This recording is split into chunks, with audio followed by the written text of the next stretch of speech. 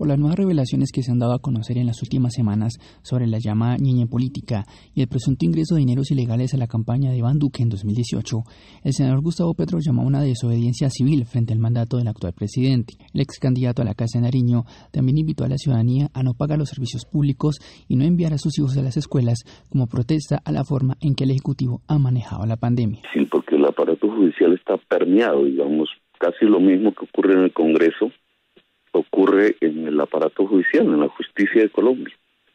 Un poco más, digamos, menos evidente, porque el congresista es más visible, pero es lo mismo, el mismo proceso de cooptación de instituciones por parte de organismos delincuenciales, guardadas las excepciones. Es decir, el Estado es un Estado fragmentado, igual que hay secciones que luchan contra el delito, hay otras que se someten a él. Eso lo ve en la policía, en el ejército, en el Congreso y también en la justicia. Pero el artículo que se llama fraude, que hice ayer, y que es otro tema, digamos, tiene que ver es con una apelación a la conciencia ciudadana, lo que yo llamo la emancipación ciudadana, que es donde se puede resolver este entuerto. Este entuerto no es cualquier entuerto. Este entuerto es que la legitimidad del Estado está descansando en el crimen. Y específicamente que la legitimidad del actual presidente y vicepresidenta está descansando en delitos. Es decir, no es una legitimidad.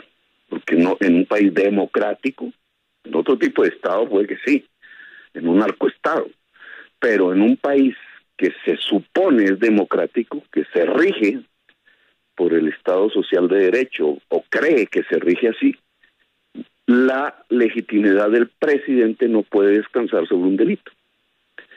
Y ese delito, que puede ser, digamos, juzgable, obviamente, por justicias que hoy parece que no quieren hacerlo, dado que el fiscal es el amigo del presidente, es también un tema político, que es a lo que yo hago alusión. Claro. No podemos reconocer al presidente de la República como presidente. Pero, senador, ¿eso qué quiere decir? Se hizo elegir... ¿Eso qué quiere decir en la práctica, senador Petro? ¿Qué quiere decir no desconocer al presidente, no conocer o desconocer la autoridad del presidente de la República? Eso en hechos, en conductas, ¿cómo se materializa? ¿Qué quiere decir en la práctica esa afirmación que usted acaba de hacer? Pues un presidente legítimo lleva a su país hacia el matadero. Y por tanto el país debe reaccionar. Y la forma como hemos propuesto que reaccione en estos tiempos actuales de pandemia es la desobediencia civil. No llevar los niños al colegio en agosto, no pagar facturas de servicios públicos. Estamos viendo si el Comité de Paro lanza esa propuesta de desobediencia civil. No resguardar al máximo la sociedad de la muerte, que una política pública ilegítima la está estimulando. Pero, senador, si usted le pide a los ciudadanos que no paguen los servicios públicos, que no lleven a los niños al colegio y que tomen esta posición de desobediencia civil, ¿eso no puede llevar a un camino muy peligroso, poco cercano a la anarquía, y es que los ciudadanos desobedezcan cualquier actitud de las autoridades? Entonces no se puede obedecer a un presidente ilegítimo, primero que todo, y segundo, eso no lleva a la anarquía, lleva a salvar vidas. Estamos en tiempos de pandemia, es el momento que nos tocó vivir. Eso lleva a salvar vidas. Si usted va a mandar los niños, como propone el gobierno, al colegio en agosto, en medio del pico de la pandemia, en todo el país, usted está sacrificando a las familias colombianas, la vida en Colombia. Así de simple, está llevando la sociedad a un matadero. Y nadie que sea racional, digamos, en medio de todos estos sectarismos políticos que tenemos, nadie va a condenar a su propia familia que vaya al matadero pasivamente. Y como no se trata de salir a las calles, etcétera, porque igual pues propiciaríamos el crecimiento de la enfermedad, hay unas formas de reacción social, de acción social, que es indispensable desencadenar ahora. Esas formas de acción social tienen que ver con la desobediencia civil. no exponen al ciudadano a la muerte, pero sí son efectivas en presionar un gobierno. El presidente Duque hoy, ¿qué se le puede exigir? Se le puede exigir es que no lleve a la sociedad al matadero. Y eso hay que hacerlo, digamos, y esa es nuestra posición. ¿Y con qué método se presiona? Con la desobediencia civil. El gobernante que tenemos no ganó las elecciones. La manera como la registraduría presentó un triunfo del presidente Duque fue contando unos votos que fueron comprados con el dinero del narcotráfico. No solamente en un punto del país, sino en La Guajira, en el Magdalena, en el Cesar, en Santander, y faltan otras regiones, porque todo el traquetismo de Colombia se lanzó a apoyar al presidente Duque. Y se hizo la compra de votos en donde estaban los votos que podían propiciar el triunfo de la Colombia humana. Fue un plan premeditado, pensado, con muchísimo dinero y efectivo, porque compraron los votos, como bien las grabaciones lo demuestran. Ese es un hecho político inocultable, pero también es un delito que debe ser investigado. Para nosotros, la Colombia humana, el presidente Duque no ganó legítimamente las elecciones presidenciales del 2010. Duque no ganó sin esa actividad delictiva. Así que surge entonces una pregunta perentoria. ¿Qué pasa al tener un presidente elegido sobre la base del delito? Sobre la base del delito ningún gobierno es legítimo. No puede haber legitimidad en una democracia si su mandatario no fue elegido legítimamente.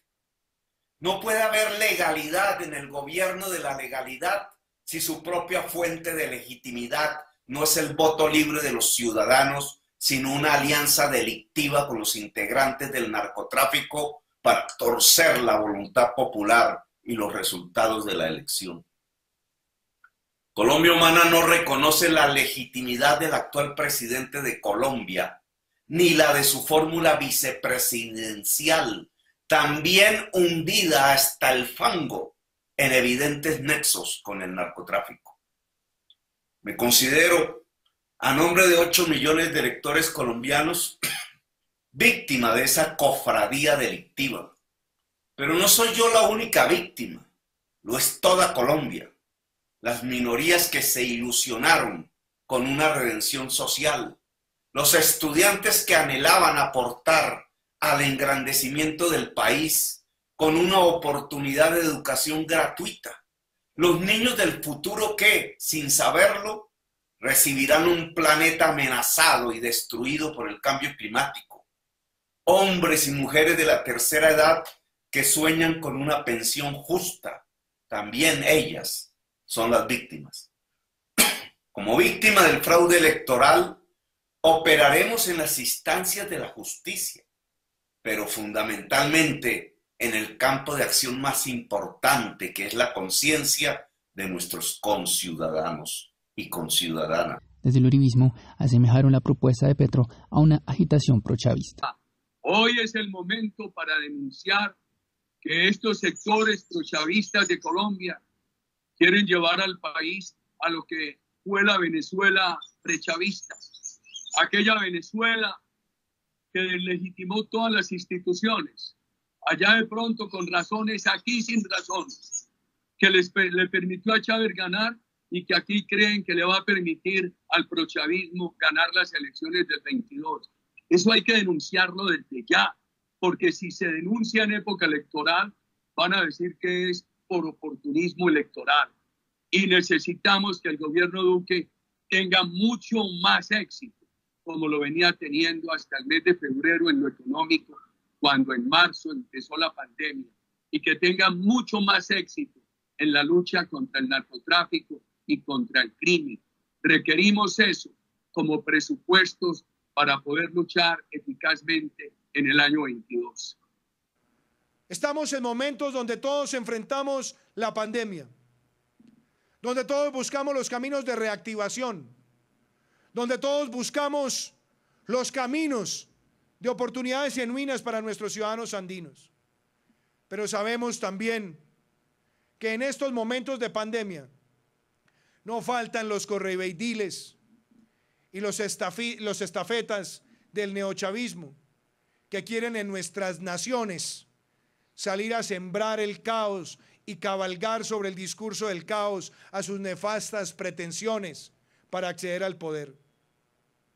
Muchos de los países han visto ese discurso, el discurso de la destrucción, han visto el discurso del insulto, del agravio, de mancillar el nombre de otros, de aprovecharse de las noticias falsas y también de sembrar veneno discursivo para que sea el odio el que lleve los destinos de nuestros países. Hoy más que nunca rechazamos ese espíritu de la destrucción que hace apología del delito y que adicionalmente busca fracturar el espíritu de la integración y del libre desarrollo de la empresa como función social.